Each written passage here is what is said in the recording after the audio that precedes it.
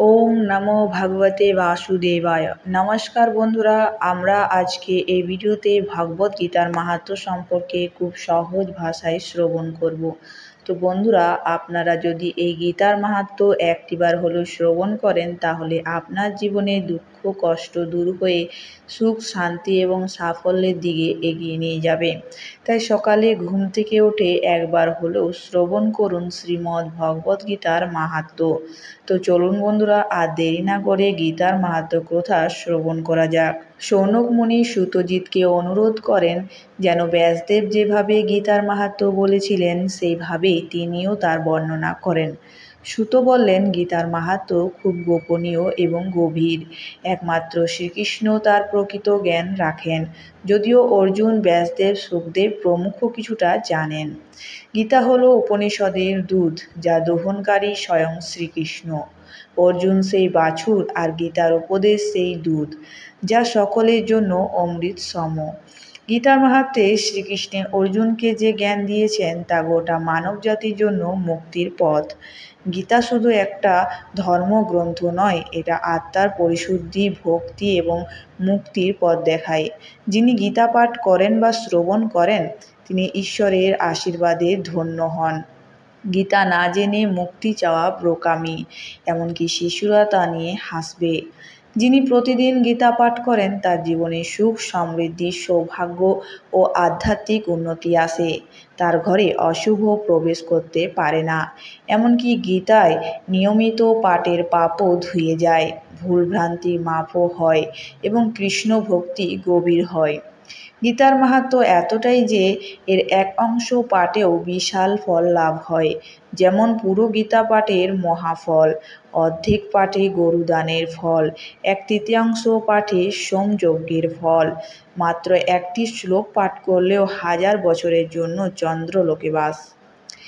যদি কেউ গীতার বই বুকে চেপে মৃত্যুবরণ করে, সে বিষ্ণুর সঙ্গে সরাসরি স্বর্গে যায়।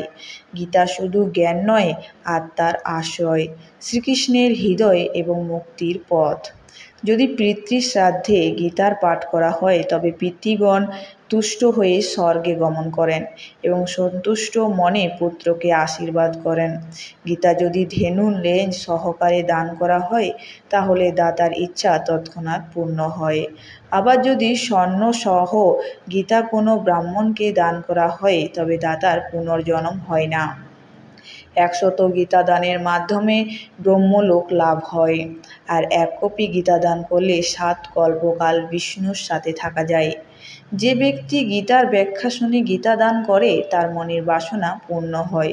অথচ যে মানুষ গীতা না পড়ে বা না শুনে, সে অমৃতের বদলে বিষ খায়, অর্থাৎ সে নিজের সর্বনাশ করে। যদি কোনো দুঃখী ব্যক্তি গীতা জ্ঞান লাভ করে, তবে সে ভক্তি অর্জন করে এবং তার দুঃখ দূর হয়। জনক রাজা ও অন্যান্য মহাজনরা গীতা পাঠের মাধ্যমেই মুক্তি লাভ করেছিলেন। গীতা জ্ঞান সকলের জন্য সমান, জাতি শ্রেণী বর্ণ কোনো ভেদ নেই, এটি ব্রহ্মজ্ঞানের সমান। তবে যে গীতার নিন্দা করে, সে প্রলয় পর্যন্ত নরকে থাকে। অহংকারে কেউ যদি গীতার অর্থ মানে না, তার গ্রন্থ নরকে। গীতার পাশে থেকেও কেউ শ্রবণ না করলে, তার পরিণতি 12বার শূকরে জন্ম। কেউ যদি গীতা চুরি করে আনে, তার পাঠ ফলহীন হয়। আর কেউ যদি গীতার ব্যাখ্যা শুনেও আনন্দ না পায়, তবে সে যেন পাগলের মতো নিষ্ফল পরিশ্রম করে। কিন্তু যে ব্যক্তি গীতা শ্রবণের সময় কিছু দান করে, ভগবান শ্রীহরি সে দান গ্রহণ করেন। গীতা পাঠককে উপহার দিলে ভগবান তাতে সন্তুষ্ট হন। শেষে সুত বলেন, শ্রীকৃষ্ণ নিজে এই গীতার মাহাত্ম্য প্রচার করেছিলেন। গীতা পাঠের সঙ্গে সঙ্গে মাহাত্ম্য পাঠ না করলে গীতার পূর্ণ ফল পাওয়া যায় না। যারা গীতার মাহাত্ম্য পাঠ করে শ্রদ্ধার সঙ্গে শুনে এবং বুঝে, তারা পরম গতি লাভ করে। গীতার ব্যাখ্যার সঙ্গে এই মাহাত্ম্য শুনলে যে পূর্ণ হয়, তা ত্রিলোকেও আনন্দ দেয়।